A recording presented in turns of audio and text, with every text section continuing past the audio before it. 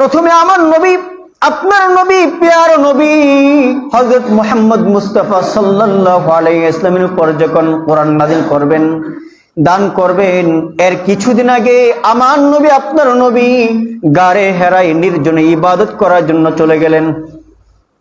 গারে হেরার মধ্যে আমার নবী, আপনার নবী নির্জনে ইবাদত করা শুরু করে দিয়েছেন। কি হঠাৎ করে কিছুদিন পর হঠাৎ করে আল্লাহর নবীর দরবারে জিব্রাইল হাজির হয়ে গেলেন। বলে সুবহানাল্লাহ। জিব্রাইল এসে বলেন, ইয়া রাসূলুল্লাহ, ও আল্লাহর নবী, বিশ্ব নবী, ইকরা, আপনি পড়ুন। নবী কিন্তু উম্মি ছিলেন, কোনো লেখাপড়া শিখেন নাই।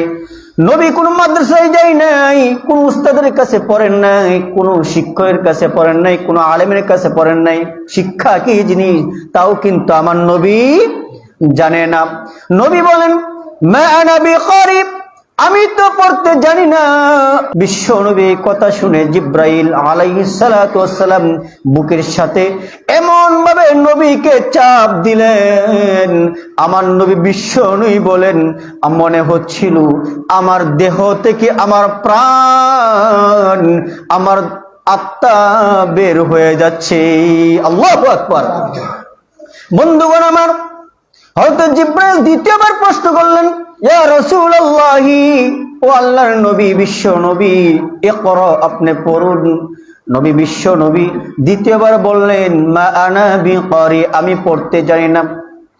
হযরত জিব্রাইল প্রথমবার নিয়ে আবার এমন করলেন, তৃতীয়বার জিব্রাইল এমন করলেন, করার পরে তিনবার জিব্রাইল আল্লাহ নবীকে বুকে চাপ দেওয়ার পরে মুফাসসির কেরাম লিখেন, ওই জিব্রাইল আল্লাহর নবী বিশ্ব নবীর সিনা মুবারকে পবিত্র কোরআন ট্রান্সফার করে দিয়েছেন। আল্লাহু আকবার।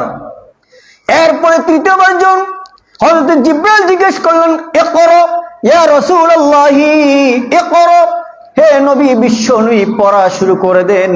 সাথে সাথে আমার নবী, আপনার নবী বিশ্ব নবী বলা শুরু করে দিয়েছেন, ইকরা বিসমি রাব্বিকাল্লাযী খলাক, খলাকাল ইনসানা মিন আলাক, ইকরা ওয়া রাব্বুকাল আকরাম আল্লাযী আল্লামা বিল কলম। আল্লাহু আকবার।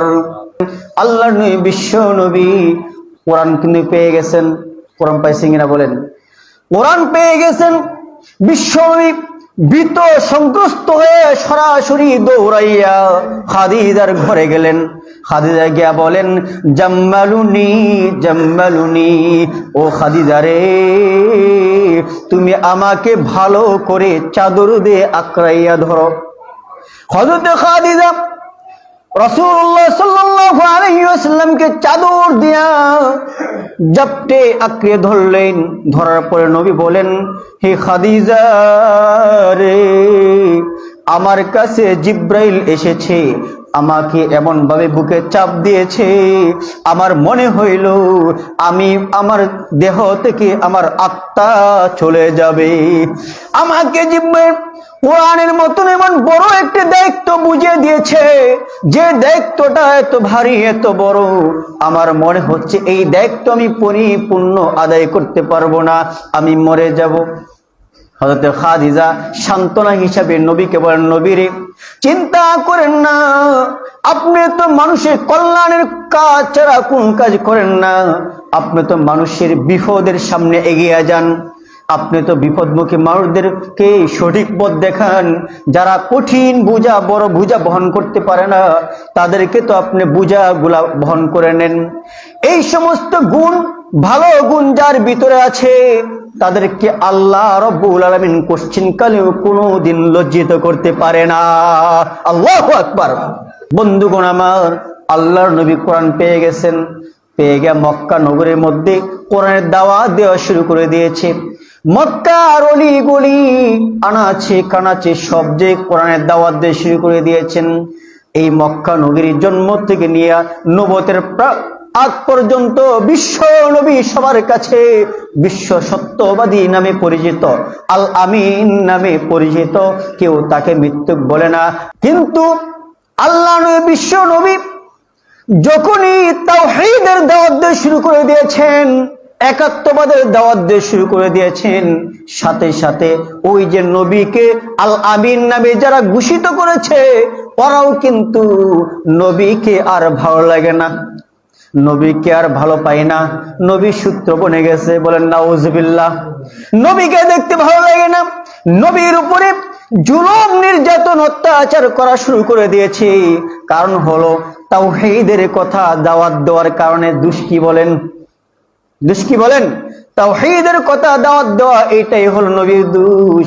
এর আগে তাওহীদের আগে 40 বছর পর্যন্ত নবী কিন্তু কারো কাছে মুখ কালা ছিলেন না। বন্ধুগণ আমার, মক্কার নির্যাতন, জুলুম নির্যাতন সহ্য করা পরে